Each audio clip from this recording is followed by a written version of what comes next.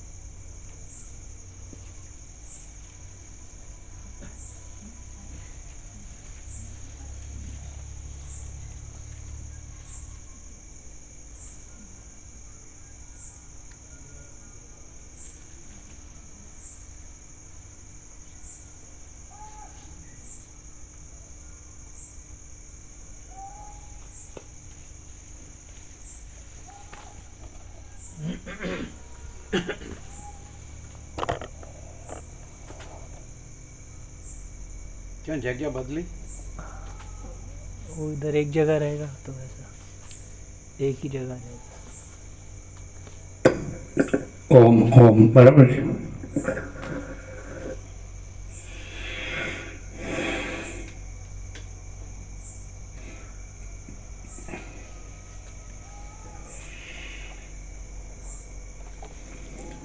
परम चिदाकाश, परम ज्योति, अखंड ज्योति, अनंत पूर्ण, परम चिदाकाश, परम शांति, स्वयं सिद्ध, स्वयं प्रकाश, स्वयं पूर्ण, स्वस्वरूप, यही सब कुछ है, इसके सिवा कुछ नहीं है। शून्यभास, अनंत कोटि, महाकल्पो है ही नहीं। वशिष्ठ राम स्थिति प्रकरण राउंड 38मो राउंड।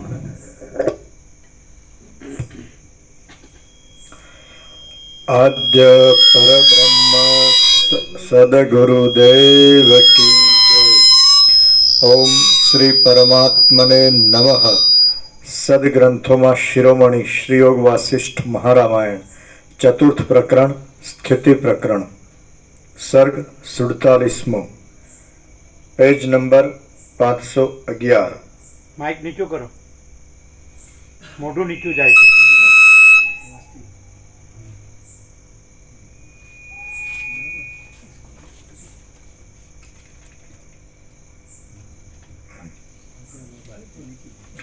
હજી થોડું આમ નીચેથી આમ કરો અને પછી ઉપરથી આમ કરો। હવે આમ બસ બરાબર। सर्ग 47मो अनियमित क्रम वाला त्रैकालिक करोड़ों ब्रह्मांडों वगैरेનું વર્ણન। આ 47મા સર્ગમાં અનિયમિત ક્રમોવાળા ભૂત, વર્તમાન અને ભવિષ્યના કરોડો બ્રહ્માંડો, બ્રહ્માઓ અને દેવતાઓ આદિનું વર્ણન કરવામાં આવશે। રામ બોલ્યા, હે સગળા ધર્મોને જાણનારા અને સકળ વેદોના તથા શાસ્ત્રોના પારને પહોંચેલા ભગવાન, આ આપના પવિત્ર વચનોથી મને કેટલીક ધીરજ મળવા જેવું થયું છે. ઘણા ઘણા ઉત્તમ અર્થોવાળા, સ્વચ્છતાથી ભરેલા, વિચિત્ર યુક્તિઓવાળા અને આત્મતત્વનો પ્રકાશ કરવા સારું ઉદય પામેલા આપના વચનો સાંભળતા હું તૃપ્ત થતો નથી. જીવોની રાજસ અને સાત્વિક જાતિઓ કહેવાના પ્રસંગમાં આપે જે પ્રમાણે સિદ્ધ બ્રહ્માની ઉત્પત્તિ કહી છે તે ઉત્પત્તિ વિશે હવે આપ સ્પષ્ટ રીતે વર્ણન કરો. વશિષ્ઠ બોલ્યા, હે રામ, લાખો બ્રહ્માઓ, લાખો શંકરો, લાખો ઇન્દ્રો અને લાખો નારાયણો થઈ ગયા છે. આ બ્રહ્માંડમાં તથા બીજા વિચિત્ર બ્રહ્માંડોમાં પણ જુદા જુદા આચારોવાળા અને જુદા જુદા વિહારોવાળા બ્રહ્માઓ, શંકરો, ઇન્દ્રો, નારાયણો અને બીજા પણ દેવો તથા મનુષ્યો આદિ પ્રાણીઓ અસંખ્યાત છે. ભૂતકાળમાં થઈ ગયેલા, વર્તમાનમાં રહેલા અને હવે પછી થવાના અનંત બ્રહ્માંડોમાં એકી વખતે ઘણા ઘણા જીવો થઈ ગયા છે, ઘણા ઘણા જીવો છે અને બીજા ઘણા ઘણા જીવો ઉત્પન્ન થશે. હે મહાબાહુ, બ્રહ્માંડોમાં એ બ્રહ્માદિક દેવતાઓની ઉત્પત્તિઓ જાણે ઇન્દ્રજાળમાં થતી હોય એવી થાય છે. કોઈ સમયે બ્રહ્માથી સૃષ્ટિઓ થાય છે, કોઈ સમયે શિવથી સૃષ્ટિઓ થાય છે, કોઈ સમયે વિષ્ણુથી સૃષ્ટિઓ થાય છે અને કોઈ સમયે બીજા મુનિઓથી પણ સૃષ્ટિઓ થાય છે. બ્રહ્મા કોઈ સમયે કમળમાંથી ઉત્પન્ન થાય છે, કોઈ સમયે પાણીમાંથી ઉત્પન્ન થાય છે, કોઈ સમયે ઈંડામાંથી ઉત્પન્ન થાય છે અને કોઈ સમયે આકાશમાંથી પણ ઉત્પન્ન થાય છે. કોઈ બ્રહ્માંડમાં શિવ જ સર્વના અધિપતિ છે, કોઈ બ્રહ્માંડમાં સૂર્ય જ સર્વના અધિપતિ છે, કોઈ બ્રહ્માંડમાં ઇન્દ્ર જ સર્વના અધિપતિ છે, કોઈ બ્રહ્માંડમાં વિષ્ણુ જ સર્વના અધિપતિ છે અને કોઈ બ્રહ્માંડમાં એક એક દેવ જ સર્વમય છે. કોઈ સૃષ્ટિમાં પૃથ્વી પ્રથમ ગીચ ઝાડોથી વ્યાપ્ત થઈ હતી, કોઈ સૃષ્ટિમાં પ્રથમ મનુષ્યોથી વ્યાપ્ત થઈ હતી અને કોઈ સૃષ્ટિમાં પ્રથમ પર્વતોથી વ્યાપ્ત થઈ હતી. કોઈ સૃષ્ટિમાં પૃથ્વી માટીમય થઈ હતી, કોઈ સૃષ્ટિમાં પથરામય થઈ હતી, કોઈ સૃષ્ટિમાં સુવર્ણમય થઈ હતી અને કોઈ સૃષ્ટિમાં તાંબામય થઈ હતી. આ બ્રહ્માંડમાં પણ ઘણા વિચિત્ર પદાર્થો છે અને બીજા બ્રહ્માંડોમાં પણ જુદા જુદા પ્રકારના વિચિત્ર પદાર્થો છે. કેટલાક બ્રહ્માંડો એક એક પ્રકાશવાળા છે અને કેટલાક બ્રહ્માંડો પ્રકાશ વગરના પણ છે. જેમ મહાસાગરમાં અનંત તરંગો પ્રકટ થાય છે અને અનંત તરંગો તિરોહિત થઈ જાય છે, તેમ આ બ્રહ્મ તત્વરૂપી મોટા આકાશમાં અનંત બ્રહ્માંડો પ્રકટ થાય છે અને અનંત બ્રહ્માંડો તિરોહિત થઈ જાય છે. જેમ સમુદ્રમાં તરંગો થાય છે, નિર્જળ પ્રદેશમાં ઝાંઝવાના પાણી થાય છે અને આબામાં મોર થાય છે, તેમ પરબ્રહ્મમાં બ્રહ્માંડો થાય છે. સૂર્યના કિરણોમાં દેખાતા ઝીણા ઝીણા રજકણો કોઈ કાળે ગણી પણ શકાય, પરંતુ બ્રહ્મ તત્વમાં જે ચપળ આકારવાળા બ્રહ્માંડોના સમૂહો પ્રકટ થાય છે તેમની કોઈ કાળે પણ ગણના થઈ શકે નહીં. જેમ વર્ષા આદિ ઋતુઓમાં આકુળ વ્યાકુળ મચ્છરોના સમૂહો ઉત્પન્ન થઈ થઈને પાછા નષ્ટ થઈ જાય છે, તેમ પરબ્રહ્મમાં આકુળ વ્યાકુળ બ્રહ્માંડોના સમૂહો વારંવાર ઉત્પન્ન થઈને પાછા નષ્ટ થઈ જાય છે. જેમના આવિર્ભાવ અને તિરોભાવ નિરંતર થયા કરે છે તેવી આ સૃષ્ટિઓની પરંપરાઓ કયા કાળથી આરંભાયેલી છે એ જાણવામાં આવતું નથી. જેમના પ્રથમ આરંભનો કાળ જ ધારી શકાતો નથી તેવી આ સૃષ્ટિઓ સમુદ્રમાં તરંગોની જેમ પરબ્રહ્મમાં સ્ફુરે છે. હમણાંની સૃષ્ટિઓની પહેલા બીજી સૃષ્ટિઓ હતી, બીજી સૃષ્ટિઓની પહેલા ત્રીજી સૃષ્ટિઓ હતી અને ત્રીજી સૃષ્ટિઓની પહેલા ચોથી સૃષ્ટિઓ હતી. એવી રીતે સૃષ્ટિઓ કેટલી થઈ તથા તેઓમાં પહેલી કઈ થઈ હતી એ વિશે કોઈ જાતનો નિર્ણય જ નથી. જેમ નદીમાં તરંગો થઈ થઈને લીન થઈ જાય છે, તેમ પરબ્રહ્મમાં સુર, અસુર તથા મનુષ્ય સહિત સગળી પ્રાણીઓની જાતિઓ થઈ થઈને પાછી લીન થઈ જાય છે. જેવું આ બ્રહ્માંડ છે તેવા જ હજારો બ્રહ્માંડોની હજારો પંક્તિઓ જેમ વર્ષોમાં ઘડીઓ ક્ષય પામી જાય છે તેમ ક્ષય પામી ગયેલી છે. આ વિસ્તીર્ણ હૃદયાકાશમાં રહેલા બ્રહ્મમાં વર્તમાન કાળમાં પણ બીજા ઘણા ઘણા બ્રહ્માંડો છે. વિસ્તીર્ણ હૃદયાકાશમાં રહેલા બ્રહ્મમાં વર્તમાન કાળમાં પણ બીજા ઘણા ઘણા બ્રહ્માંડો છે. જેમ આકાશમાં ધ્વનિઓ થઈ થઈને પાછા નષ્ટ થઈ જાય છે, તેમ બ્રહ્મમાં અનેક બ્રહ્માંડો થઈ થઈને પાછા નષ્ટ થઈ જાય છે. કેટલાક બ્રહ્માંડો હવે પછી પણ ઉત્પન્ન થશે અને તેઓ પાછા એમ જ નષ્ટ થઈ જશે. જેમ માટીના સમૂહમાં ભવિષ્યમાં બનનાર ગળાઓ રહ્યા છે અને અંકુરમાં ભવિષ્યમાં થનાર પલ્લવો રહ્યા છે, તેમ બ્રહ્મમાં અનેકાનેક ભવિષ્યમાં ઉત્પન્ન થનારા બ્રહ્માંડો પણ રહ્યા છે. જ્યાં સુધી સૂક્ષ્મ બુદ્ધિથી વિચાર કરીને આ સગળું કાંઈ જ નથી એમ બાદ કરવામાં નહીં આવે, ત્યાં સુધી પરબ્રહ્મરૂપ આકાશમાં મોટા આકારોવાળા તથા મોટા વિકારોવાળા બ્રહ્માંડો થયા કરશે. આ સગળી સૃષ્ટિઓને અજ્ઞાનીઓએ કલ્પી કાઢી છે. તે આકાશની વેલની જેમ વિસ્તાર પામે છે, તે ઉગે છે અને આથમે છે. તે સાચી પણ નથી તેમ ખોટી પણ નથી, પરંતુ અનિર્વચનીય છે. આ સગળી સૃષ્ટિઓ તરંગોની પેઠે વારંવાર દેખાઈને તરત નાશ પામતી જાય છે. સર્વ બ્રહ્માંડોની સૃષ્ટિઓ વિચિત્ર આકારોવાળી છે, પ્રાણીઓની વિચિત્ર ચેષ્ટાઓવાળી છે, વિચિત્ર વિકારોવાળી છે અને વિચિત્ર રૂપોવાળી છે. પણ તેમ છતાં જેમ સૃષ્ટિઓ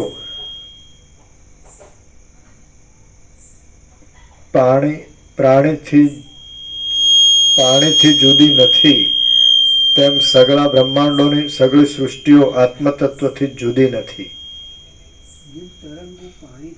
હા, એટલે સૃષ્ટિઓ કાં તો વૃષ્ટિઓ આવે. જેમ તરંગો પાણીથી જુદા નથી, તેમ સગળા બ્રહ્માંડોની સગળી સૃષ્ટિઓ આત્મતત્વથી જુદી નથી, એમ તત્વવેત્તાઓનો સિદ્ધાંત છે. મૂર્ખ લોકો તો જેમ વાદળામાંથી વૃષ્ટિઓ આવે છે, તેમ ઈશ્વરમાંથી આ સૃષ્ટિઓ આવે છે એમ માને છે. જેમ શિમળા નામના ઝાડની શિરાઓ, શાખાઓ, પાંદડાઓ અને ગાંઠો શિમળાથી ભિન્ન નથી, તેમ વિદ્વાનોના જોવામાં આવતી તથા અવિદ્વાનોના જોવામાં આવતી સગળી સૃષ્ટિઓ પણ વાસ્તવિક રીતે જોતા આત્મતત્વથી ભિન્ન નથી. હે રામ, જેમ માળાના મણકાઓમાં દોરો એક જ હોય છે, તેમ સ્થૂળ ભૂતોથી થયેલી દેહાદિકની સૃષ્ટિઓમાં તથા સૂક્ષ્મ ભૂતોથી થયેલી ઇન્દ્રિય આદિકની સૃષ્ટિઓમાં મેલરૂપ માયા એક જ છે અને તે માયા આત્મતત્વમાં કલ્પાયેલી છે. કોઈ સૃષ્ટિમાં પ્રથમ આકાશ સ્થૂળ થાય છે અને તેમાંથી બ્રહ્મા ઉત્પન્ન થાય છે. કોઈ તેથી બ્રહ્મા આકાશમાંથી થયેલા કહેવાય છે. કોઈ સૃષ્ટિમાં પ્રથમ વાયુ સ્થૂળ થાય છે અને તેમાંથી બ્રહ્મા ઉત્પન્ન થાય છે, માટે બ્રહ્મા વાયુમાંથી થયેલા કહેવાય છે. કોઈ સૃષ્ટિમાં પ્રથમ તેજ સ્થૂળ થાય છે અને તેમાંથી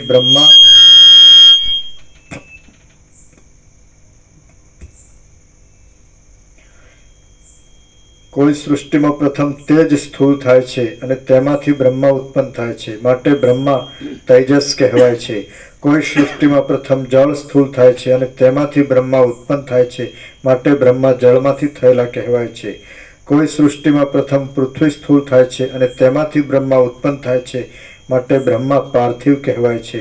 આકાશ આદિ 5 ભૂતોમાં જ્યારે જે એક ભૂત બીજા 4ને દબાવીને અધિક વધે છે, ત્યારે બ્રહ્મા તે વધેલા ભૂતમાંથી જ ઉત્પન્ન થાય છે. ભૂખ અડે છે કે અને અડે છે ભૂખ? ના પ્રભુ, હા, દૂર છે. હા, ચાલુ રાખો. હા, ચાલો. આકાશ આદિ 5 ભૂતોમાં જ્યારે જે એક ભૂત બીજા 4ને દબાવીને અધિક વધે છે, ત્યારે બ્રહ્મા તે વધેલા ભૂતમાંથી જ ઉત્પન્ન થાય છે અને ઉત્પન્ન થઈને તે પછીથી જગતની રચના કરે છે. પૂર્વકલ્પની વાસનાઓના સંસ્કારવાળો બ્રહ્મા કોઈ સમયે જળ વધે તો તેમાંથી, કોઈ સમયે વાયુ વધે તો તેમાંથી, કોઈ સમયે તેજ વધ્યું હોય તો તેમાંથી, અને કોઈ સમયે આકાશ વધ્યું હોય તો તેમાંથી, અને કોઈ સમયે પૃથ્વી વધી હોય તો તેમાંથી પોતાની મેળે જ અકસ્માત ઉત્પન્ન થાય છે. બ્રહ્મા ઉત્પન્ન થયા પછી કોઈ સમયે તેના મોઢામાંથી, કોઈ સમયે તેના પગમાંથી, કોઈ સમયે તેના આગલા ભાગમાંથી, કોઈ સમયે તેના પાછલા ભાગમાંથી, કોઈ સમયે તેના નેત્રમાંથી અને કોઈ સમયે તેના હાથમાંથી પ્રાણીઓ આદિ ઉત્પન્ન થાય છે. કોઈ સૃષ્ટિમાં વિષ્ણુની નાભીમાં કમળ ઉત્પન્ન થાય છે અને કમળમાંથી બ્રહ્મા વૃદ્ધિ પામે છે. તેથી બ્રહ્મા કમળથી ઉત્પન્ન થયેલા પણ કહેવાય છે. પાણીની ચપળ ચક્રીની પેઠે શોભતી આ સૃષ્ટિ માયા છે, સ્વપ્નના જેવી ભ્રાંતિ છે, બ્રહ્મથી રચાયેલી ફૂંદડી જેવી છે અને મનોરાજ્યની જેમ કલ્પિત છે. આવી આ સૃષ્ટિમાં અંદર શું તત્વ છે અને તે થવો કેમ સંભવે એ કાંઈ પૂછવા જેવું છે? બાળકે મનથી કલ્પેલા રાજ્યમાં અંદર શું તત્વ છે અને તેનું રાજ્ય થવું કેમ સંભવે એ તો ક્યાંય પૂછાય? કોઈ સમયે શુદ્ધ પરમાત્મામાં મનનો રંગ લાગવાથી સુવર્ણમય જેવું અને જેની અંદર બ્રહ્મા હોય છે એવું ઈંડું પોતાની મેળે ઉત્પન્ન થાય છે. કોઈ સમયે માયાથી કલ્પાયેલો પુરુષ માયાથી કલ્પાયેલા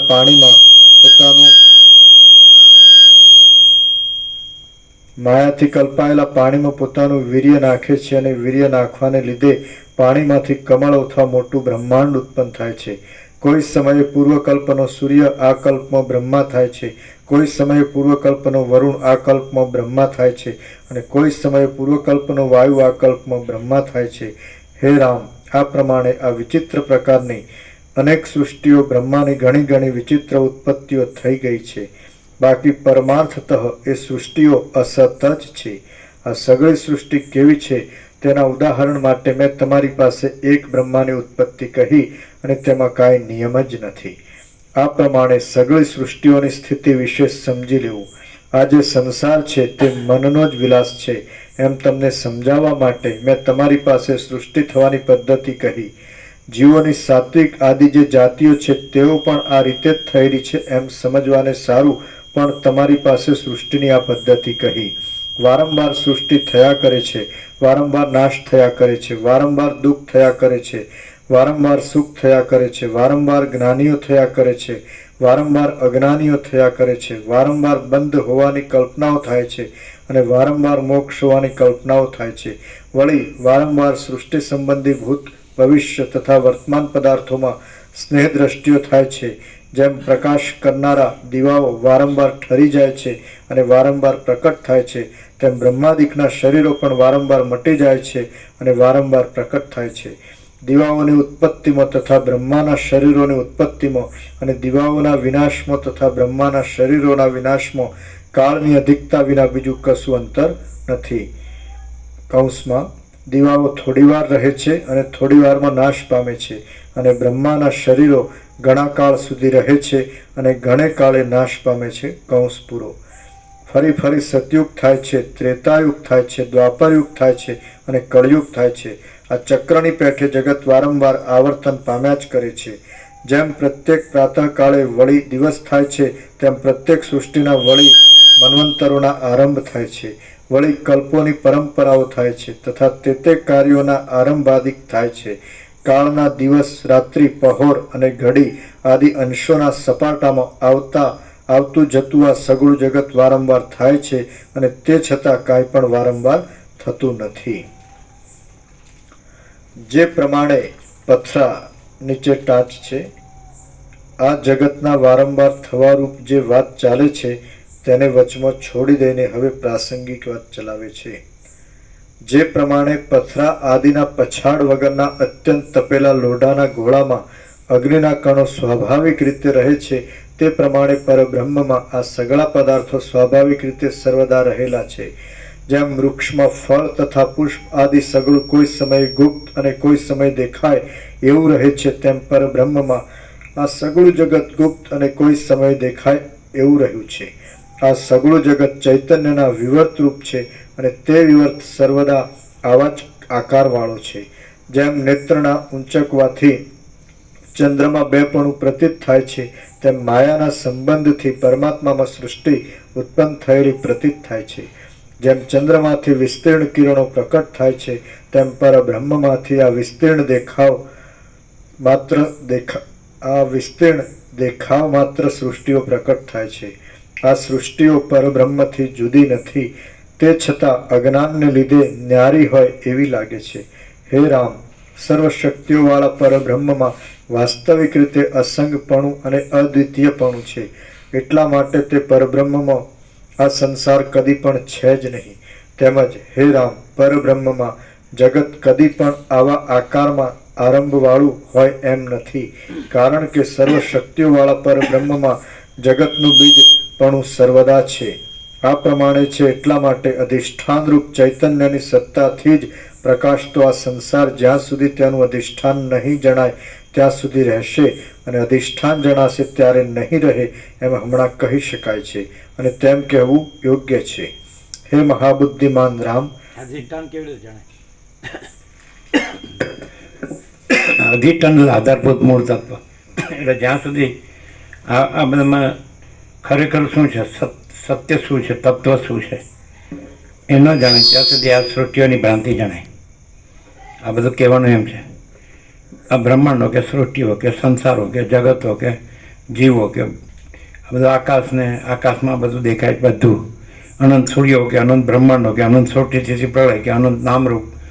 તો એમ કે અધિષ્ઠાન એટલે આધારભૂત મૂળ તત્વ. જે મૂળ તત્વ છે તો ત્યાં જ કાંઈ નથી એવી જે આભાસ કલ્પના માત્ર, કાંઈ નથી એવી આભાસ ભ્રાંતિ માત્ર, ભ્રમ માત્ર આ સૃષ્ટિઓ જણાય છે.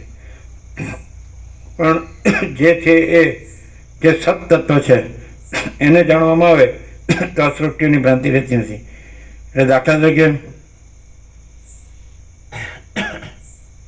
દાખલા તરીકે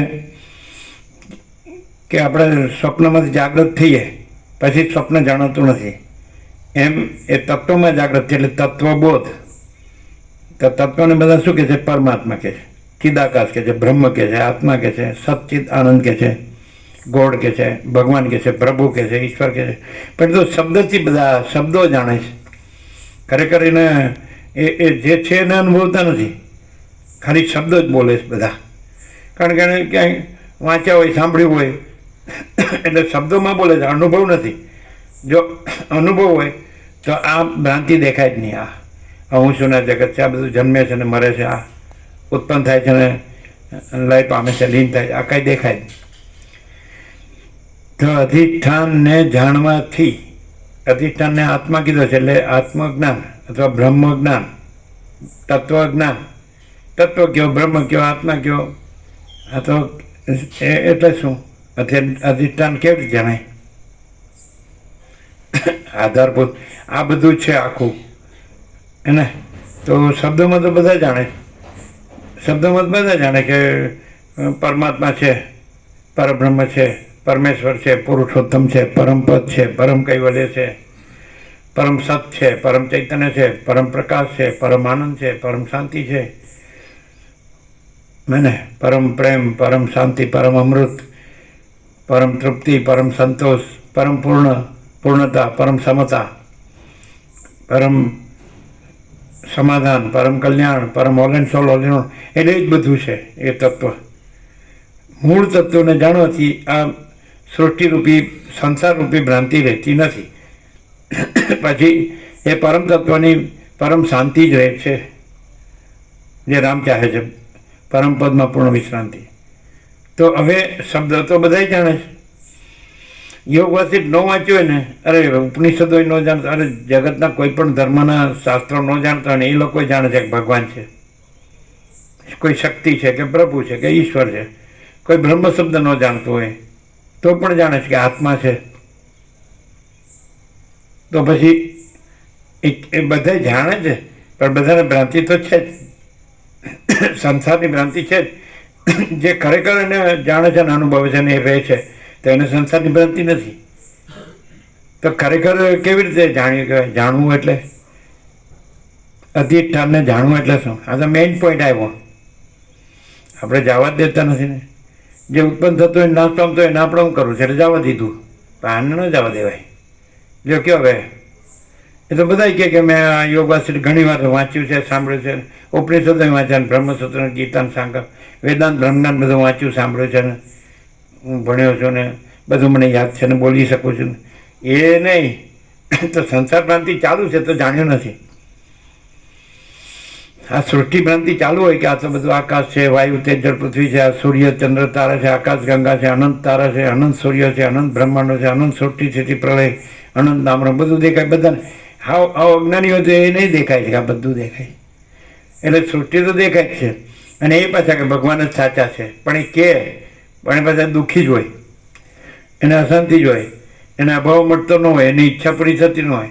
અને જેણે જાણ્યું હોય તો એનામાં કોઈ કલ્પના ન હોય, કોઈ ભ્રમ ન હોય, કોઈ મોહ ન હોય, કોઈ અવિચાર ન હોય, કોઈ અવિદ્યા જ્ઞાન માયા ન હોય, કોઈ તર્ક સંશય શંકા ન હોય, કોઈ વહેમ અંધશ્રદ્ધા ન હોય, એને રાજ્ય ભોગ લક્ષ્મી કાંઈ ન હોય, એને અહમ માન વાસના કાંઈ ન હોય, એને જીવ જગત કાંઈ ન હોય, હું તો મારું તારું કાંઈ ન હોય, રાગદ્વેષ કાંઈ ન હોય, એને ધનને ભોગવો કાંઈ ન હોય, ઘર કાંઈ ન હોય, બહાર કાંઈ ન હોય.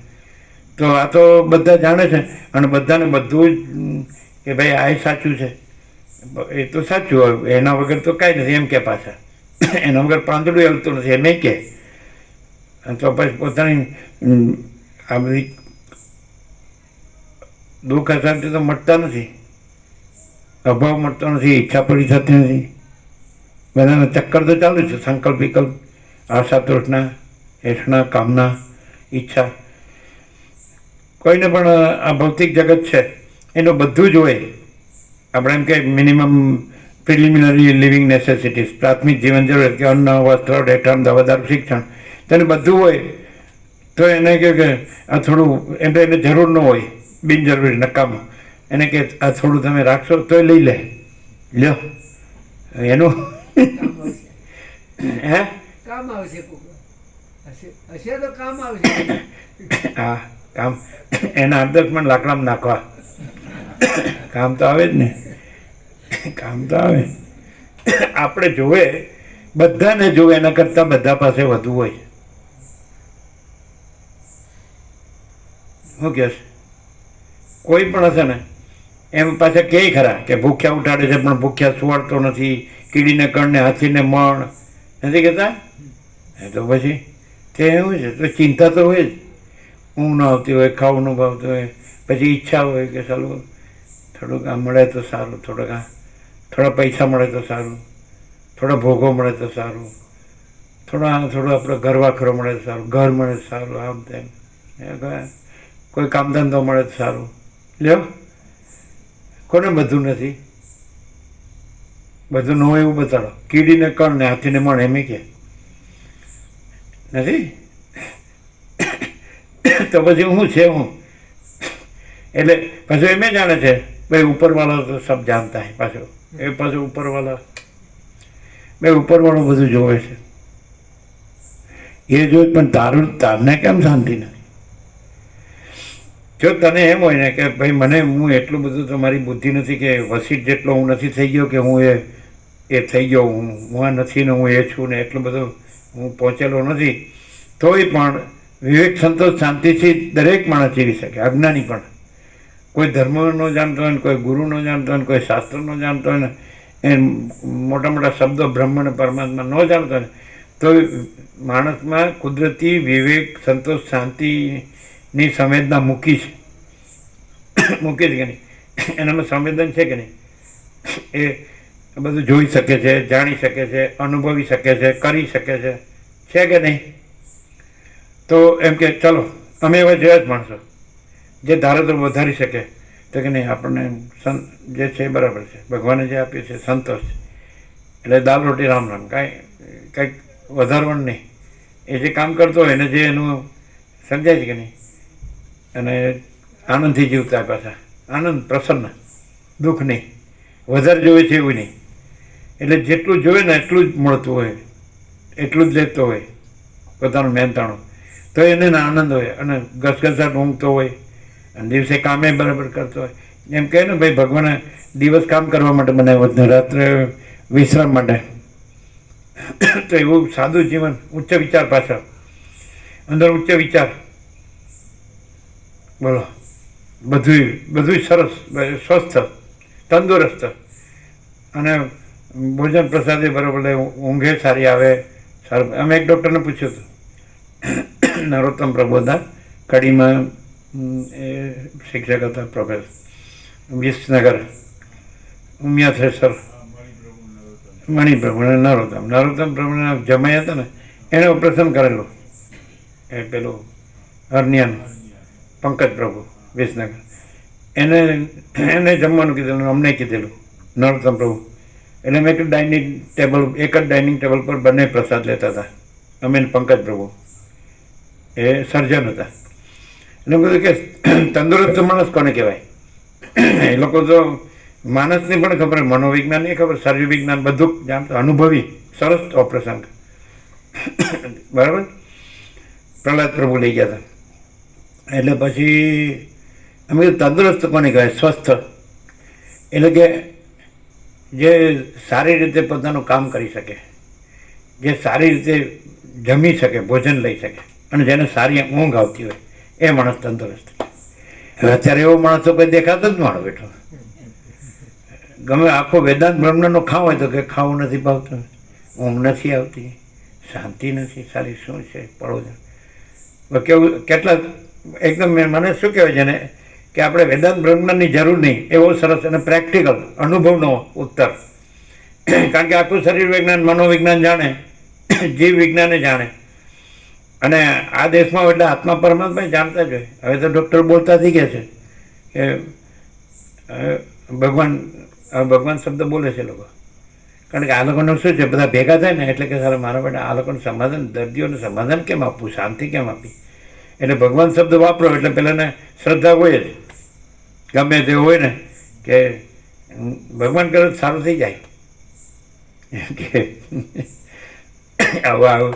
એટલે એ લોકો એમ કે જેને સારી રીતે પોતાનું કામ કરી શકે, સારી રીતે જમી શકે, ભોજન લઈ શકે, અને જેને સારી ઊંઘ આવે એ માણસ તંદુરસ્ત કહેવાય. ત્રણ જ આઈટમ સિમ્પલ.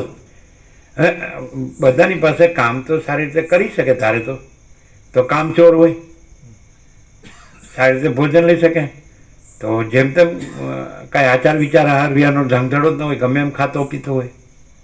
આમ જે આપણે સિમ્પલ આપણે જે એકદમ રૂટીન પ્રમાણે આપણે જ્યાં જન્મ્યા હોય ત્યાં આપણે આચાર વિચાર આહાર વિહાર હોય એ પ્રમાણે લેતો હોય. ધારો કે તમારે ગુજરાતમાં શું લે, સવારે કંઈક ચા સાથે નાસ્તો લે, પછી બપોરે જમે રોટી દાળ ભાત શાક કે છાશ કે જે કંઈ આચાર હોય ગોળ જે સમજાય. અને સાંજે તમારે બપોરની ચા હોય, સવારની ચા, સાંજનું હોય, દૂધ લેતો દૂધ, સાંજનો પ્રસાદ હોય તો શું હોય, ભાખરી શાક ને ખીચડી દૂધ ને એવું હોય. ખેડૂતોને બાજરીના રોટલા હોય છે જેને, તો આ એ ન લેતો હોય, એ બીજું જ અંદર તકલીફ થાય એવું જ લેતો હોય. પછી સારી રીતે કામ ન કરે, બીજું જ આડું જ કરે, ન કરવાનું કામ કરે, અને ઊંઘ ન આવે, તરફડિયા મારે. એટલે ત્રણેયમાં ખોટો. અમે એવા માણસો જાય કે ત્રણેયમાં સાચા હોય અને તંદુરસ્ત હોય અને પ્રસન્ન હોય. આમ આનંદ મંગળ સદાય 24 કલાક આખો દિવસ કામ કરે. સવારે પણ જે દૂધ કે ચા લેતા હોય લે, નાસ્તો, બપોરનું એનું ભોજન બરાબર લે, સાંજનું ભોજન બરાબર લે, ઊંઘી પણ જાય સરસ. આવા માણસો અમે જોયા છે. એને કાંઈ ન હોય, એનું કોઈ ચંચળતા ભ્રાંતિ ન હોય, એનામાં રાગદ્વેષ ન હોય, એને કોઈ એમ ન લાગે કે આ મોટો છે, આ નાનો છે, કે સાચો છે કે ખોટો છે, સારો છે કે નરસો, ભેદભાવ ન હોય. એને કોઈ ગમણ ગમે એમ. એટલે એ અંદર એમ જાણતા હોય કે દરેક પોતપોતાની રીતે બરાબર છે, અને રાગદ્વેષ ન હોય. સમજાય કે નહીં? હવે દાખલા તરીકે આ 7 ખંડમાં 800 કરોડ છે તો કંઈ આપણે એમ જોવાનું હોય કે આમ ને તેમને એમ કે છેવટે એમ કહેવું તો એમ કે ભાઈ જે કુદરતી જે હોય એ બરાબર. કોઈ કરે ને કાંઈ થતું નથી, કોઈ ધારે કાંઈ થતું નથી, બરાબર છે. એ નરસિંહ મહેતાએ કીધું એની ભાષામાં, જે ગમે જગત ગુરુદેવ જગદીશને તે તણો ખર કરો ફોક કરો એમ કરે, આપણો ચિંતવ્ય અર્થ કાંઈ નવસાર એમ, તે તણો ઉદ્વેગ ન ધરવો, હૃદય ઉદ્વેગ ન ધરવો. એટલે જે કવિ છે કે જેને કહેવાય કે જે થોડુંક જેને જ્ઞાન છે એમ કહો ને, તો એમ કે ભાઈ ઈશ્વર છે કે ભગવાન છે કે પ્રભુ છે કે શક્તિ છે કોઈ, આટલું બધું અનંત દેખાય છે, એનું આટલી બધી સૃષ્ટિને આટલું બધું સંચાલન કાંઈ જ્યાં ત્યાં છે. તમે આકાશમાં જુઓ તો જે તારા જે હોય એ જ, અને જ્યાં હોય ત્યાં જ, જે સૃષ્ટિ જે હોય તે જ, અને જ્યાં હોય ત્યાં જ એક્ઝેક્ટ. આપણે સવારે બ્રાહ્મણમાં જોઈએ છે, રાતે જોઈએ તો આપણે એમ લાગે અજીબ છે. અને એક માણસ હાવ એને નાનકડું એનું પોતાનું જે તંત્ર છે એને શાંતિથી રાખી શકતો નથી.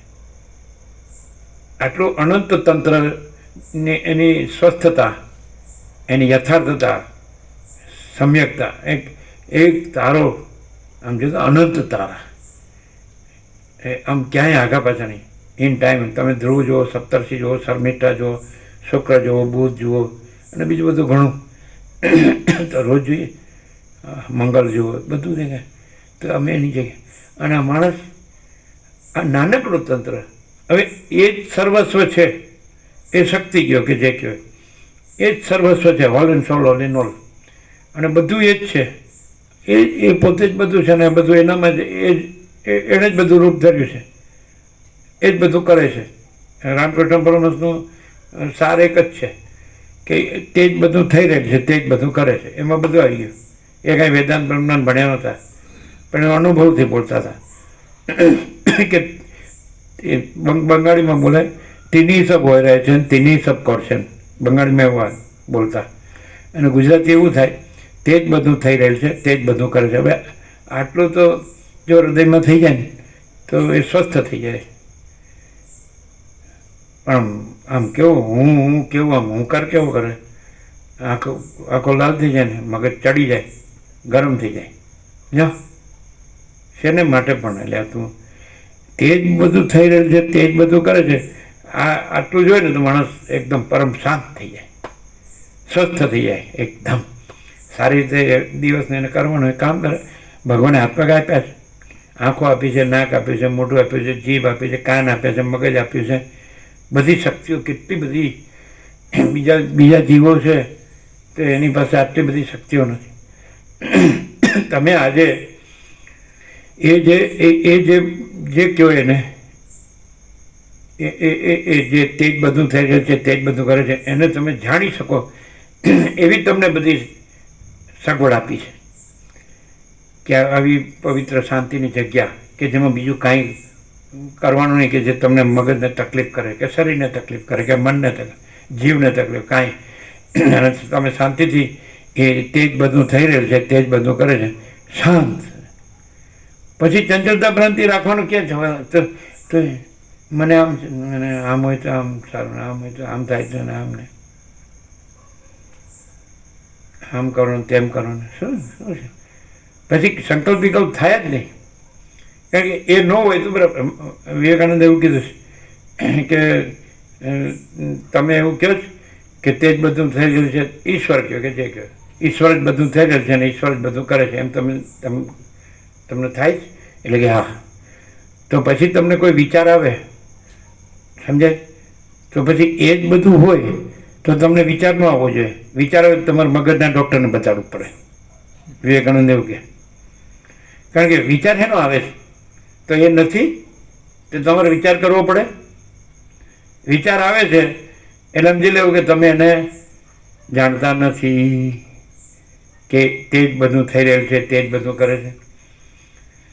મને આમ છે, મને તેમ છે. પાછું તું ક્યાંથી આવ્યું? તે અને આ હું તો બે છે. અનંત સૃષ્ટિ છે, અનંત આકાશ, અનંત તારા, અનંત સૂર્યો, અનંત બ્રહ્માંડો અને અનંત એની આખી એનું સંચાલન, એની વ્યવસ્થા અને કેટલું એક્ઝેક્ટ. પાછું આમ જરાય રજ આખું પાછું તમે જુઓ જ ખરા. આકાશ જુઓ, પહેલાં એવી રીતે આખો દિવસ કામ કરે અને પછી આંગણું આપણે એને શું કહે, એમાં ઢાળિયા નાખે ને, ફળિયું અને એમાં ઢાળિયા નાખે, ઢાળિયા કે ખાટલા ઢાળિયા નાખે ને, આકાશના તારા જોતા. અમે પોતે એવી રીતે આપણે જે જગ્યાએ જવા ને તો ત્યાં અગાસીમાં જ અમે વિશ્રામ કરતા. પીપળાનું ઝાડ હતું, આમ જંકશન આમ હતું, નીચે બધા. તો અગાસીમાં જ ઘસઘસાટ, આકાશ જેવું અનંત સ્વચ્છ, જમીને મસ્ત અને બધું શુદ્ધ સાત્વિક પૌષ્ટિક. અને કોઈ વસ્તી નહોતી. 32 કરોડ, 140 ડૉક્ટરની ખબર નહીં, રોગોની ખબર નહીં, વકીલની ખબર નહીં, આ ચોર પોલીસ કશું ખબર જ નહીં. અને શુદ્ધ બધું રમવાનું, જમવાનું, ઊંઘી જવાનું, કોઈ નિર્ભય નિશ્ચિંત. તો આ બધા જેમ પછી બાળપણમાં એમ કે થોડુંક માણસ બાળક ચંચળતા કરે તેમ કે જેમ જેમ મોટો થાય તેમ દાડે બગડતો જાય એમ કે. અને ખરેખર એવું નથી થયું. ના, 5 વર્ષની રામકૃષ્ણ પરમહંસ કે 5 વર્ષની અંદરનું બાળક ભગવાનનું રૂપ કહેવાય છે. એમાં સ્ત્રી પુરુષનું ભેદજ્ઞાન નથી હોતું. તો એ તો દરેક માણસ 5 વર્ષની અંદરનો હતો જ. તો એમાં બીજો કચરો આવ્યો એ કાઢ નાખે એટલે પોતે ભગવાન જ છે. 5 વર્ષની અંદરનું હતા કે નહીં બધા યાદ કરે કે હું 5 વર્ષની અંદરનો હતો ત્યારે ભગવાન નિર્દોષ હતો, નિર્વિકાર હતો, નિરંજન, નિરાકાર, નિર્વિકાર. પછી આ બધું એનું કે એમાં તો નથી. આ તો જો આના જેવું હોય એનામાં તો કોઈ બધી વ્યવસ્થા ખોરવાઈ જ જાય. પણ તો અટલ અચલ સુમેરવત નિશ્ચલ. આમ જો તમારે સ્વસ્થ થવું હોય તો એને જોવો જોઈએ. તો અને એનાથી તમે હો તો એ સ્વસ્થ હોય, એમાં તમે હોય તો એ સ્વસ્થ હોય તો તમારે સ્વસ્થ રહેવું જોઈએ. અને તમે અસ્વસ્થ રહેતા હોય તો તમારું તંત્ર બગડ્યું છે. એ સ્વસ્થ છે તો 100% સત્તરાની નિશાન થાય. એ સ્વસ્થ ન હોય તો આખું અનંત તંત્ર અને સંપૂર્ણ કેવી રીતે હોય? સર્વાંગ સંપૂર્ણ. અને પોતે એમાં બધામાં ભરેલો, કોઈ જગ્યા ખાલી નહીં. અને પોતે જ બધા રૂપે. જેમ કે અનંત મહાસાગર એ પોતે જ આખા અનંત મોજામાં પોતે જ ભરેલું. સમજ્યા કે નહીં? તો અનંત મહાસાગર છે એ પૂર્ણ છે. તો એ અનંત જે તમે કહેતા હોય, તમારે જે આત્મા કહો કે જે કહો, કાંઈ ન કહો, શબ્દ નથી પણ છે, જે અનુભવ જ કે નહીં. કેમ કે છે કે આપણે શાસ્ત્રનો એકે શબ્દ નથી જાણતા, ગુરુનો એકે શબ્દ નથી જાણતા, પણ અનુભવ જ કે નહીં કે આકાશ અનુભવ જ કે નહીં. અને આકાશ ગંગા અનંત તારા અનુભવ જ કે નહીં. આપણે ન ભણ્યા ગણ્યા હોય ને તો અનુભવ જ કે નહીં. હા, નથી અનુભવ? એટલે અનંત પછી આ સૂર્યચંદ્ર તારા, દિવસ રાત, ઠંડ ગરમી વરસાદ, બધું. અને પછી આ બધું આપણે બધું જાણી શકીએ છીએ, આપણે બોલી શકીએ છીએ, આપણે સાંભળી શકીએ છીએ, આપણે સમજી શકીએ છીએ, આપણે ખાઈ પી શકીએ છીએ, આપણું કામ કરી શકીએ છીએ. આ બધું કોણ છે? અહીંયા સીધી વાત છે. અધિષ્ઠાનને ઓળખ્યા વિના આપણી આ બધી જે તંત્ર બગડ્યું છે ને એ હમું થાય નહીં. અને અધિષ્ઠાનને ઓળખીએ એટલે તંત્ર એ જ છે. કારણ કે એના વિના તો બીજું કાંઈ છે જ નહીં. એ તો આ બધું એ જ છે ને બધે એ જ છે. અને તો સદાય છે, સર્વત્ર છે, સદા છે, નિત્ય છે, સત્ય છે. બોલો શું કહો? નથી ઓળખાતું એવું નહીં કહી શકો તો નથી કયો મને નથી ઓળખાતું. એનો અર્થ એમ કે આ બધું આખું છે એ નથી. અથવા તો એનો અર્થ એમ થાય કે હું આ છું, હું જ સર્વસ્વ છું. આપણે 4 બ્રહ્મ રાક્ષસ ઓળખાયા એટલે એ લોકોને એમ જ થાય હું જ સર્વોપરી છું. એટલે બધાના બાપનું રાજ ન હોય જાણે. અને સારું તો પેદાઈ નહોતો થયો ત્યારે અનંત હતું, અને તો મરી જાય ત્યારે અનંત. આ કીધું કે લાખો બ્રહ્મા વિષ્ણુ શંકર બધા થઈ થઈને ગયા, થાય છે ને જાય છે ને થશે ને જશે, પણ એમાં કાંઈ થતું નથી. આને કેવી રીતે જણાય? નંબર 1 કે એ છે જ, અનંત છે જ, અનંત જ છે. બરાબર? પછી અનંત કહેવાય એટલે પછી બીજો અંતવાળો અનંત ન હોય, એટલે અનંત જ અનંત હોય. નંબર 1 અનંત છે જ, બીજું છે જ નહીં. અને એ પૂર્ણ છે, નિત્ય છે, સત્ય છે, અખંડ છે, અભેદ છે ને? એમાં કોઈ ભેદભાવ નથી, છે કે નહીં? તો જેમ પહેલાં ડૉક્ટરે કીધું, પંકજ ડૉક્ટરે, કે જે પોતાનું કામ સારી રીતે કરી શકે, જે સારી રીતે જમી શકે, ખાઈ પી શકે, અને જે સારી રીતે ઊંઘી શકે, સારી ઊંઘ જેને આવે એ તંદુરસ્ત કહેવાય. તો એમ જાણે કે તે જ બધું થઈ રહ્યું છે, તે જ બધું કરે છે, પછી વિચારવાનું ક્યારે? ખાઈ પીને સૂઈ જવાનું, પોતાનું કામ કરવાનું. ભગવાને હાથ આપ્યા છે, પગ આપ્યા છે, આંખ આપી, નાક આપ્યું, કાન આપ્યા છે, મોઢું આપ્યું, જીભ આપી છે, બધા અંદર અવયવ આપ્યા છે. કેવું પાચન તંત્ર, આ ચેતાતંત્ર, જ્ઞાનતંત્ર, પછી રુધિરાભિસરણ તંત્ર નથી, ઉત્સર્ગ મળોત્સર્ગ તંત્ર, એને પ્રજનન તંત્ર, શ્વસન તંત્ર નથી બધું. કે આ માણસ કરે છે. હા, અહીંથી તમે મોંમાં કોડી નાખો તો પછી છેક સુધીની બધી ક્રિયા એની મેળે થાય છે. એ કાંઈ કરતો નથી આટલું, એને હળી ભાંગવાનું નથી, ખાલી કોળીઓ અહીં છે મોંમાં મૂકે જ છે, પછી એને કાંઈ કરવાનું નહીં. અને આખું બધું સંચાલન એ મેળે થાય. તો એની ચિંતા કરે છે, એ સમજાતું. અમને તો એ સમજાતું જ નહીં. લ્યો, તમે 46 વર્ષમાં જોયું કે અમે ચિંતાથી હોય કે આ રહેવાનું નથી, કે પહેરવા ઉઠવા પાથરવું નથી, કે ખાવા પીવાનું નથી, કોઈને ખબર જ નથી કે અમે કેવી રીતે વિખર્યા છીએ. બોલો સાચું છે? એનો આઈડિયા નહીં હોય ને, ખાલી કલ્પના નહીં હોય કે આઈડિયા ખરો કે કાંઈ ન હોય. અને પછી પસંદગી એવી જ સારું કાંઈ ન જોવું જોઈએ. હે કેવું કે છે? હા, કુદરત. હા, પણ એમ કે ચિંતા કરી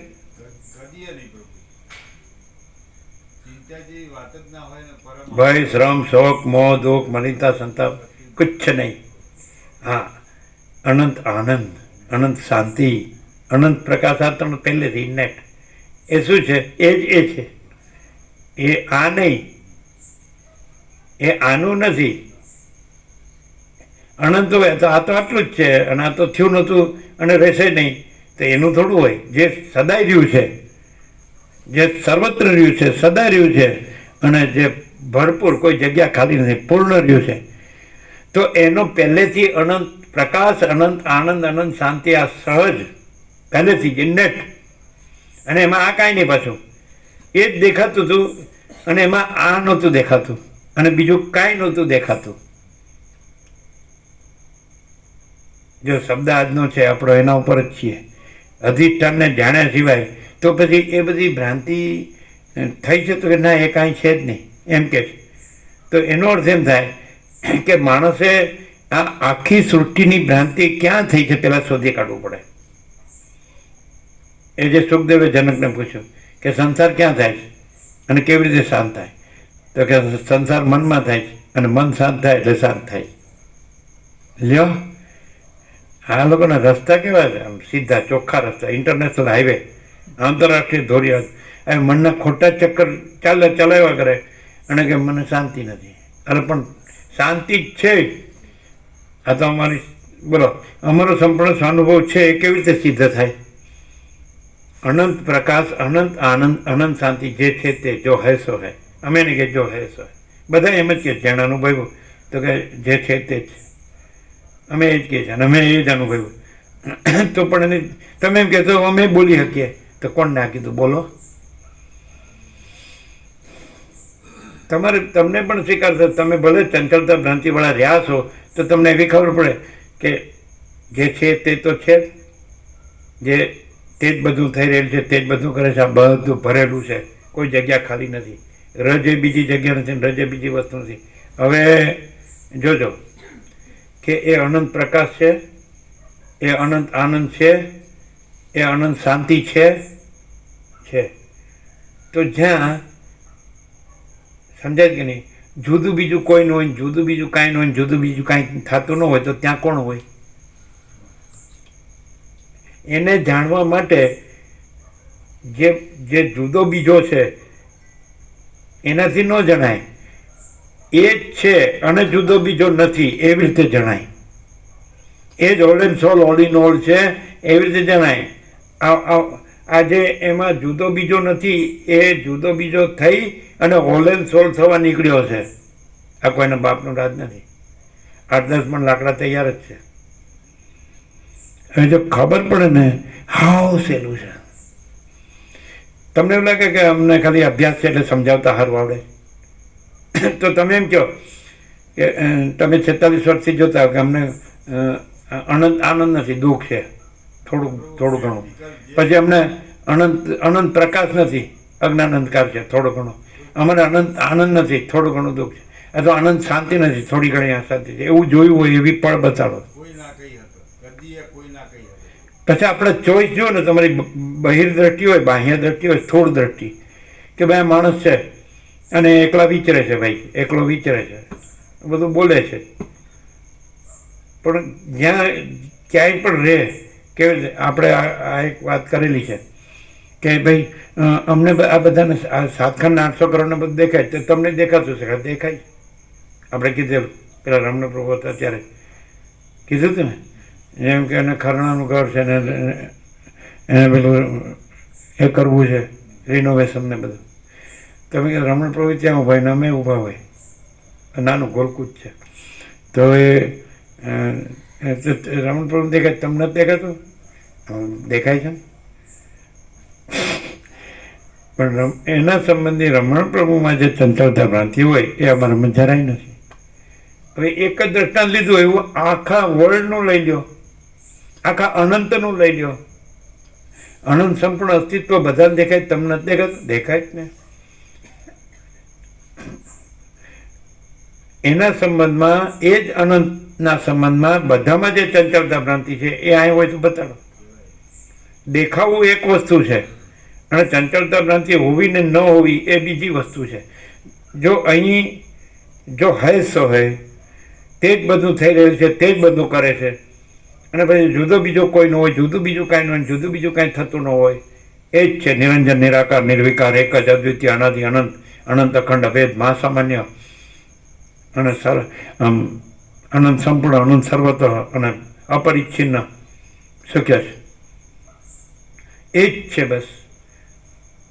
તો પછી બીજી ચંચળતા ભ્રાંતિને માટે જગ્યા જ નથી, એને ઓળખ્યું કહેવાય. અને બીજી ચંચળતા ભ્રાંતિ હોય તો ઓળખ્યું ન કહેવાય. જો એ જ હોય આખો અનંત અખંડ અભેદ, એ જ તત્વ, આખો આકાશ, જેમ બધે સાયન્ટિફિકલી વૈજ્ઞાનિક દ્રષ્ટિએ આખું આકાશ જ બધે અનંત સંપૂર્ણ, અનંત સર્વત્ર, બધે ઘન છે, અખંડ, પૂર્ણ, બીજું કાંઈ નથી, બીજું કાંઈ થતું નથી, બીજું કોઈ નથી. સમજાય? આ ભ્રમ જ છે કે બીજું કાંઈ છે ને બીજું કાંઈ થાય છે, બીજું કોઈ છે. સમજાય? કે બીજું કોઈ કાંઈ કરે, એ જ છે ને સૌથી મોટું તત્વ. તો એને ઓળખવું એટલે શું? એ આપણો પ્રશ્ન હતો. અધિષ્ઠાન, આધારભૂત મૂળ તત્વ. તો એ અનંત ચૈતન્ય પ્રકાશ રૂપી આકાશ, અનંત શુદ્ધ ચિદાકાશ, સ્વચ્છ, અનંત સ્વચ્છમાં ચિદાકાશ, અનંત શાંતિ છે, સ્વયં સિદ્ધ, સ્વયં પ્રકાશ, સ્વયં પૂર્ણ, સ્વસ્વરૂપ. કદાચ તમે આખા જગતના કરોડો તત્વજ્ઞાનના ગ્રંથો ભણો ને તો આપણે જે 17 અક્ષર છે ને એ એકેમાં તમે નહીં કાઢી શકો. તમે આમ શબ્દો ફર્યા કરશે, ક્યારેક આત્મા તત્વ આવે ને, ક્યારેક બ્રહ્મ આવે ને, ક્યારેક પરમાત્મા આવે ને, ક્યારેક તો એ શબ્દોમાં ફર્યા કરશો, વાક્યોમાં ફર્યા કરશો, ફકરાઓમાં ફર્યા કરશો, પેરાઓમાં, સર્ગોમાં, પ્રકરણોમાં, શબ્દને અર્થોને, અને પછી પાછા તમારી ચંચળતા ભ્રાંતિ ચાલુ જશે, પછી વધશે. તમે શાસ્ત્રગુરુમાં જાઓ ને એટલે તમારી ચંચળતા ભ્રાંતિ વધે. રમણે કીધું કે હું કોઈ ક્લાસ ઓફ ફિલોસોફીમાં ફસાણો નહીં, એટલે હું બચી ગયો, અને શીખ્યા હવે ભૂલી જાઓ. સમજાય કે નહીં? એટલે કે કાંઈ આ બધું ભણવાનું નથી, કે શીખ્યા હવે ભૂલી જાઓ. કેમ? એ તો છે જેને સહજ એમ લાગે કે અનંત છે અને અખંડ છે, એ અભેદ છે, એ સત છે, એ ચૈતન્ય છે, પ્રકાશ છે, એ આનંદ છે, એ શાંતિ છે, એમ સહજ લાગે, સહજ, અને એનામાં પછી કોઈ ચંચળતા ભ્રાંતિ ન રહે. એના સિવાયનું બીજું એને ન દેખાય, સૃષ્ટિ કે બુષ્ટિ, કે કાંઈ ઉત્પન્ન થયું, કાંઈ લય પામ્યો, કોઈ જન્મ્યો, કોઈ મરી ગયું, કોઈ સુખી થયું, કોઈ દુઃખી થયું, કોઈ મોટું થયું, નાનું થયું, વધુ થયું, કે ઓછું થયું, કાંઈ આવ્યું કે ગયું. એ જ દેખાતું હોય તો બીજું ન દેખાય, ને બીજું દેખાતું હોય તો એને ઓળખ્યું, એને જાણ્યું નથી. એના શબ્દો જાણવા, એને જાણ્યું ન કહેવાય.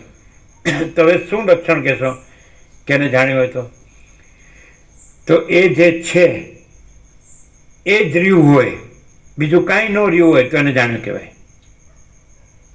શું કહે? તો આપણે બધી તારવણી જે તમે શાસ્ત્રોમાંથી ન કાઢી શકો, ગુરુઓમાંથી તમને ન મળે, શાસ્ત્રોમાંથી ન મળે, એવું ડાયરેક્ટ કે અનંત પ્રકાશ, અનંત આનંદ, અનંત શાંતિ. બધા ઈશ્વર બોલે, પ્રભુ બોલે, ભગવાન બોલે, બ્રહ્મ બોલે, આત્મા બોલે, ચિદાકાશ બોલે, સચ્ચિદાનંદ બોલે, પણ હવે આમ સીધું ડાયરેક્ટ આમ પ્રકાશ થાય એવું પ્રકાશ જ પ્રકાશ, પછી બીજો પ્રકાશ નથી, કોઈ ચંચળતા ભ્રાંતિ પ્રકાશ નથી, કોઈ અસત્ય અજ્ઞાન. સમજે? જો અધિષ્ઠાન ઓળખાય પછી એને આ બધો ભ્રમ રહે, ત્યાં આવું છું, જગત જન્મું છું, જીવું છું, મરું છું, સુખી દુઃખી થાઉં છું ને. શું કહેવાય? એવું છે કે નહીં? આમ તમને આ દેખાય ખરું પણ એ અનુભવાય શું તમને? 46 વર્ષ તમે અનુભવો શું છો? તમને આ દેખાય છે પણ તમે એને જ અનુભવો જ કે નહીં? એના સિવાય બીજું કાંઈ અનુભવો જ? તમે એમ કહેશો કે પરમાત્મા, તમારો શબ્દ જે પેટર્ન હોય, કોઈ ઈશ્વર કે રામકૃષ્ણ પરમહંસ ઈશ્વર કે શ્રીમયે લખ્યું છે, એને લખ્યું હોય કે એને બોલ્યા હોય, રામકૃષ્ણ બોલ્યા, શક્તિ કે ઈશ્વર કે બ્રહ્મ કે આત્મા કે પરમાત્મા, તો તમે તો અહીં એ જે સત તત્વ છે એના સિવાય બીજું કાંઈ અનુભવ? એના બધી એની જ સ્ફૂર્તિઓ, એનો જ પ્રકાશ, એનો જ આનંદ, એની જ શાંતિ, એની જ પૂર્ણતા, એની જ સમતા, એનો જ પ્રેમ, એની જ શાંતિ, એનું જ અમૃત, એની જ તૃપ્તિ, એનો જ સંતોષ, એનું જ સમાધાન, એનું જ કલ્યાણ, એનું જ એ જ whole and soul, all in all. જ્યારે તમે બીજા બધા જોશો, ભૂતકાળમાં અનેક જન્મીને મરી ગયા, અત્યારે અનેક જન્મીને મરી જાય અને ભવિષ્ય જન્મશે મરશે, પણ બધામાં તમે જોશો કે એનું ખાલી બોલતો હશે, એનો છાંટોય નહીં હોય, અને એનામાં કાંઈ ન હોય એમાં ભમતો હશે. પહેલા નંબર તો એનામાં હું જ નથી, એટલે પહેલા નંબર તો આ હું વગરનો જ નથી. પહેલા નંબરમાં એમાં માઇનસ હું છે, અને આ પહેલા નંબરમાં આનામાં પહેલા નંબરમાં પ્લસ હું છે. બસ આટલો જ ડિફરન્સ છે. એટલે હવે એને જાણવું તો એ આમાંથી રસ્તો નીકળે કે ભાઈ એ સર્વસ્વ છે કે આ સર્વસ્વ છે, અહીંયા પણ એ છે કે નહીં, બધું જે છે ને બધે જે છે, તો એમાં હું છે, હું હોય તો કેવું થાય તો પોતાનો અનુભવ છે. મેં હું રહીને શું કર્યું છે, મારે શું થયું છે, તો આવું આખું અનંત પ્રકાશ, અનંત આનંદ, અનંત શાંતિ સંભવિત નહીં. એટલે એમાં હું નામનું કોઈ ભૂત છે જ નહીં. ઘોષ્ટ કે છે, ઘોષ્ટ, ભૂત. બોલો, હવે રસ્તો નીકળે? આટલું સામાન્યકરણ કર્યું, જનરલાઇઝેશન કર્યું. દરેક વખતે આપણું ડિસેક્શન આરપાર હોય છે. જે મેડિકલ સાયન્સનો સ્ટુડન્ટ હોય તો આખું મળદું ચીરે આરપાર, એટલે બધા અવયવો જોઈ લે, નસે નસ, રગે રગ બધું જોઈ લે છે ને, બધા અવયવો, એના ફંક્શન, એટલે પછી એને જે કંઈ એના ડિસીઝ થઈ શકે તો પછી એનું નિદાન થઈ શકે, પછી એનો એ રોગ મટી શકે કે શાંતિ થઈ શકે, બધું છે ને. તો આપણું ડિસેક્શન આરપાર હોય છે, અને બધું ડિસેક્શન એટલે છેદન ભેદન એવું આરપાર થાય કે એ છેદન ભેદન કરનારો નથી, અને પછી જો હે સો હે તે જ છે. બોલો શું કહે? તો એ જો અહીંયા સંપૂર્ણ અનુભવ ન હોય તો સહજ અખંડ એમાં ન રહ્યા હોય. કેમ બીજું કાંઈ નથી? કેમ બીજું કાંઈ દેખાતું નથી, બીજું કાંઈ કરાતું નથી, બીજું કાંઈ થતું નથી? કેમ બસ એ જ અનંત પ્રકાશ, અનંત આનંદ, અનંત શાંતિ, સહજ જો હેસ હોય. હવે રસ્તો કાઢો, લ્યો. આ અમે છીએ ને આ તમે છો, આ 7 ખંડના 800 કરોડ છો, આવી જાઓ મેદાનમાં બચ્ચા. What is the difference? આપણે એક વાત કહીએ, તમને એક માણસ માનો છો, અમુક પૃથ્વીમાં એક માણસ જન્મ્યો, બરાબર? એટલે તમને એવું થાય કે નહીં, માણસ તરીકે પહેલું જ એને શું જોવે આજુબાજુમાં, ઘરમાં જે હોય બધા માતા પિતા હોય કે જે બધા હોય, બરાબર? અને પાડો આડોશ પાડો હોય, પછી જ્યાં જાય ને જેને જોવે, જે જોવે એને દેખાતું હોય બધું, એમાંથી શીખે, બરાબર? તો બધા એવા જ હોય, હરખા જ ભેગા થયા હોય બધા, ગમે ત્યાંથી સેમ્પલ લો તો હરખું જ આવે. એને શું જોવે? ઘર જોવે, ધન જોવે, કપડાં જોવે, ખાવા પીવાનું જોવે, પછી કંઈક જાણવાનું જોવે, પછી કાંઈક કરવાનું જોવે, પછી કાંઈક વધવાનું જોવે. બોલો, એવું આવે? અમને તો એવું કોઈ દી આવ્યું જ નથી. તમે તપાસ કરો, આવ્યું હોય તો.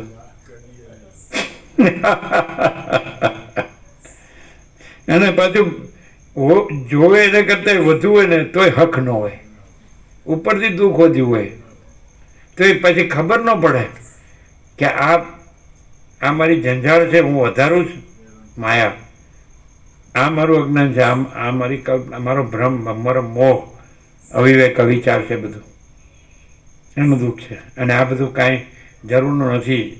જો હૈ સો હૈ. બોલો, એવી રીતે છે કે નહીં પહેલેથી? ઇનેટ પહેલાં ના હમણાં જે બધા બોલતા હતા આવ્યા હતા 97-98 ના પૂછો ને, આજનો આવ્યો તો પૂછો, 48 વર્ષના ને પૂછો તો કે પેલા કે 48 વર્ષથી જોઉં છું એ જ છે. પેલા તુલસી પ્રભુ અમદાવાદ બોલે હતા, અમદાવાદ બ્રાહ્મણવાળા, કે હું 47 વર્ષથી જોઉં છું, એ પહેલા દિવસથી આજ સુધી પરમાત્મા જ છે, બીજું કાંઈ છે જ નહીં. તો બધા જાણો તો છો. પછી શું થાય છે? સુધરવાનું પરમાત્મા નથી કે પોતાને? ના, પરમાત્મા સુધરશે પછી હું સુધરીશ. સારું, લ્યો સુધારો પરમાત્માને. સારું, ગધેડો જ છે, ડોબું. અને પછી હું ભણ્યો છું, હું બધું જાણું, સંસ્કૃત, ઇંગ્લિશ, હિન્દી, આ તે બધી દુનિયાની લઈ બોલો, આ બધા શાસ્ત્રો બધું મને બ્રહ્મજ્ઞાન છે. એટલે શાંતિ નથી ને એ બ્રહ્મજ્ઞાન કેવું? અમે તો કંઈ અમે મહાત્માને કાંઈ બ્રહ્મજ્ઞાન માટે પૂછ્યું જ નહોતું. आत्मा की सच्ची शांति के लिए क्या करना चाहिए? અને છે જો એ ન હોય તો શાંતિ ન હોય, પણ એ પરમ શાંતિ જ છે, માટે પરમ શાંતિ જ છે. એ જ પરમ શાંતિ છે, બીજી કઈ પરમ શાંતિ કાંઈ આની બીજો કોઈ છે ને એની ના મને શાંતિ છે, ખલાસ, ખોટું. મને ક્યાંથી આવ્યું? એ જ છે એમાં હું ક્યાંથી આવ્યો? મહાસાગર છે એમાં પછી ચક્રી તરંગ ફીણ પરપોટા ક્યાંથી આવ્યા? એટલે માણસ છે એ જો એને એમ કે મને હું પરમાત્મા શબ્દથી જાણું પણ અનુભવ તો નથી, અને મારે અનુભવો છે અને પરમાત્મા જ છું, હું પોતે જ એવી રીતે મારે રહેવું છે, તો શું કરવાનું ખબર? પરમાત્મા છે એટલે એ જ બધું છે, બધે છે પરમ સત્ય, સનાતન સત્ય, બરાબર છે? ઓકે. પછી એના ઉપર કાંઈ છે, એના વિના કાંઈ છે? ત્યાં પૂર્ણ વિરામ મારી દેવું પડે ને એવી રીતે રહેવું પડે. પછી હું આ છું એ લાવે તો પછી એને ખરેખર પરમાત્મા જોવે છે અને ખરેખર એ પરમ શાંતિ જોવે છે. બીજું ક્યાંથી આવ્યું? એટલે જો બીજું દેખાય તો એને જાણવું પડે કે મેં જે પરમાત્માને ઓળખ્યો છે એ આકાશ જેવો છે, અનંત ચૈતન્ય પ્રકાશ છે અને પૂર્ણ છે, અખંડ છે, અનંત છે, અભેદ. એના ઉપર કાંઈ નથી, એના વિના કાંઈ નથી. એમાં કાંઈ આપણે કાંઈ પછી એવા વિચારો પણ નથી, કરવા પણ નથી. એટલે મને બીજું દેખાતું હોય તો મારો ભ્રમ છે, મારું અજ્ઞાન, મારી કલ્પના છે, એ ખોટી છે. કારણ કે પરમાત્મામાં આ હું આ કાંઈ નથી એવો અને મારું આ બધું અંદર ભર્યું છે એ પરમાત્મામાં કાંઈ છે જ નહીં. એટલે આ મારું અજ્ઞાન છે, મારો ભ્રમ છે, મારી કલ્પના છે, એટલે કાંઈ નથી. બસ ક્લિયર થઈ જાઓ. નહીં તો શાંતિ કદી નહીં થાય. બસ આ જ હું છું, બસ હું બધું જાણું છું, હું બધું કરું છું, મેં આ બધું કર્યું. આ પણ અરે તું નહોતો જન્મ્યો તો એ જ છે, અને તું મરી જાય તો એ જે જન્મે છે મરે છે. એટલે ખોટો સુખી દુઃખી થાય અને એમ જાણી લે કે એ જ છે, બીજું કાંઈ નથી. એટલે પૂર્ણવિરામ મારી દો. ફેર ક્યાં પડે છે? પરમાત્મામાં ફેર નથી પડતો.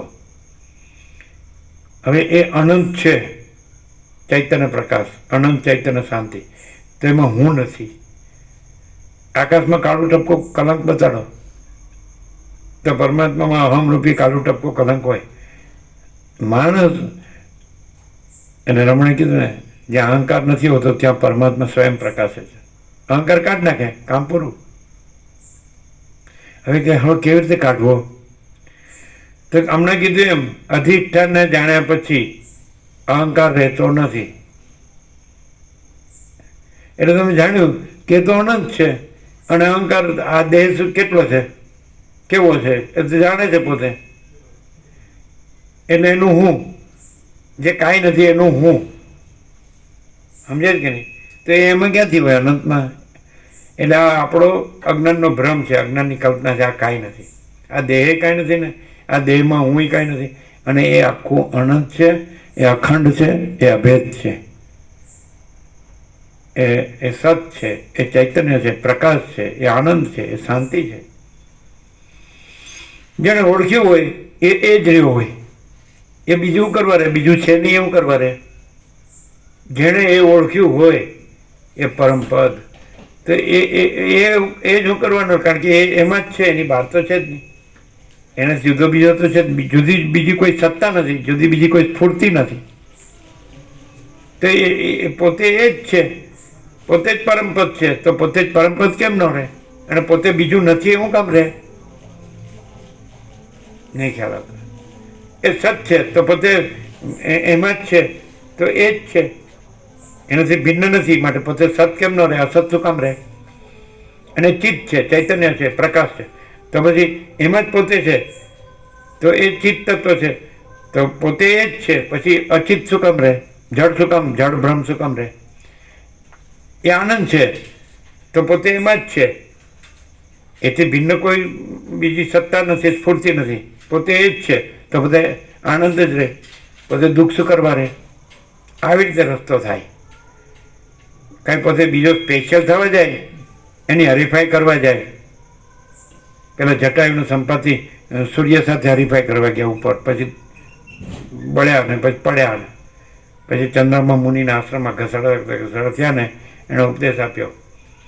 એને માના ગર્ભમાં પિતાના વીર્ય અને માતાની રજનો સંબંધ થાય ને પછી એને ઈંડું બને.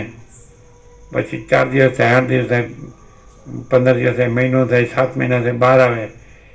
પછી બાળક થાય, કિશોર થાય, તરુણ થાય, યુવાન થાય, પ્રૌઢ થાય, વૃદ્ધ થાય, મરી જાય. તો આ બધું કોને થાય? એને થાય, પરમાત્માને થાય. એ એટલે ચંદ્રમા મુનિએ બેને ઉપદેશ આપીને શાંતિ આપી કે અહંકારથી ને બધું થાય, અને અહંકાર કાંઈ નથી, એ ભ્રમ છે. રમણ કહે છે અહંકાર ભ્રમ है, असत्य है, नहीं है, और सबका अहंकार मिथ्या है, सब मर जाते हैं. એટલે માણસને ખબર પડી જાય કે આ દેહ કાંઈ નથી ને એમાં હું, એ અહંકારનો ભ્રમ કાંઈ નથી, અને પરમાત્મા તો છે જ, અને અનંત પ્રકાશ, અનંત આનંદ, અનંત શાંતિ છે. તો છે જ, એ પછી લાવવાનું નથી, છે જ. પણ પછી આ રાખવું છે અને એ રહેવું છે. તો આ જુદો ક્યાંથી આવ્યો? એ જ બધું છે, અનંત અને પૂર્ણ, અખંડ, અભેદ, ભરપૂર. કોઈ જગ્યા ખાલી ને એના ઉપર કાંઈ નથી, એના વિના કાંઈ નથી, એમાં બીજું કાંઈ નથી, એમાં બીજું કાંઈ થતું નથી. મહાચિદાકાશ હિમ મહાચિદાકાશ જો હૈ સો હૈ. તો આવું અધિષ્ઠાનને જાણવાથી પછી આ ભ્રાંતિ રહેતી નથી. આ હું કાંઈ નથી, આ જગતે કાંઈ નથી, જન્મ વિકાર નાશે કાંઈ નથી, સૃષ્ટિ સ્થિતિ પ્રલય કાંઈ નથી, નામરૂપે કાંઈ નથી, હું તો મારું તારું કાંઈ નથી, સ્ત્રી પુરુષે કાંઈ નથી, રાગદ્વેષે કાંઈ નથી, હર્ષ શોકે કાંઈ નથી. શું છે? અનંત પ્રકાશ, અનંત આનંદ, અનંત શાંતિ. અહીંનો ઉઘાડ, એનો ઉઘાડ અહીંના પૂરો નથી કે ઓછો પડે? શું આપણે જન્મ્યા ત્યારે આ નહોતા જાણતા, અને વસિત પ્રકાશથી આ સાચું જાણ્યું કે નહીં? કે આપણે ખાલી પરમાત્મા બોલતા હતા, ભગવાન કે પ્રભુ કે ઈશ્વર સાંભળતા હતા, કે વાંચવામાં આવતું હતું, કે ભણાવવામાં આવતું હતું, અખિલ બ્રહ્માંડમાં એક તો છે હરી. પણ પ્રકાશ જ પ્રકાશ છે, પ્રકાશ જ છે, આમ જુદું બીજું કાંઈ નથી. એવું નથી અનુભવાતું? એકદમ ફૂલ પ્રકાશ નથી? એ તો ફૂલ પ્રકાશ છે જ, અને એ જ ફૂલ પ્રકાશ અહીં છે કે નહીં? વર્ષોથી. પછી કોઈ કે સાલું હું આ છું અને મારું બધું છે, અને મારે થોડું એમાં જવું પડે, કરવું પડે. આ શું છે બધું? એટલે એનો અર્થ એમ કે પરમાત્મા ખાલી બોલવાનું કે સર્વ પરમાત્મા છે ને હું પરમાત્મા છું, મારું પરમાત્મા છે. એ કોને કહે? જે અહંકારનો ભ્રમ પરમાત્મામાં નથી એને એ પરમાત્મા કહે છે. અહમ બ્રહ્માસ્મિ.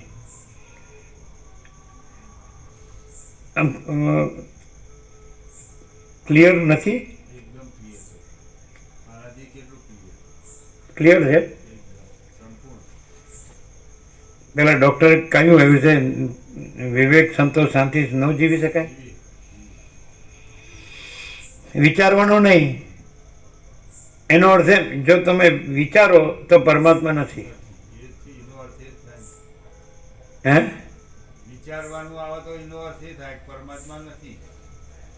એ તો સવાલ જ નથી. ને હું વિચારું તો જ પરમાત્મા છે.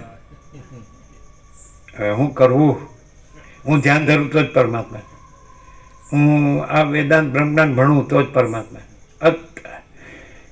એ આ બધું આ તંત્ર ડોળી નાખ્યું કહેવાય, ડોળી નાખ્યું શુદ્ધ ગુજરાતીમાં, બધું ડોળી નાખ્યું, ડામાડોળ. એવું નથી કે બાળક હતું ત્યારે ક્યાં આવું બધું હતું, પછી શરૂ કર્યું મારું તારું. જેમ જેમ મોટા થાય તો ખરેખર એના રગડા ઝઘડા વધે. જળ જમીનને જોડું ત્રણે કજિયાને છોડું એમ કે પાછા નથી કહેતા? બસ મારું છે નહીં આપવું, મારું છે નહીં, મને કીધું મને નહીં કહેવાનું. કેટલો બધો અહંકાર હોય, કેટલું બધું મગજ ફાટી જાય. પછી એમ કે છે મેડિકલ સાયન્સ કે મનમાંથી 95% મનમાંથી શરીરમાં રોગો આવે છે અને વસ્તી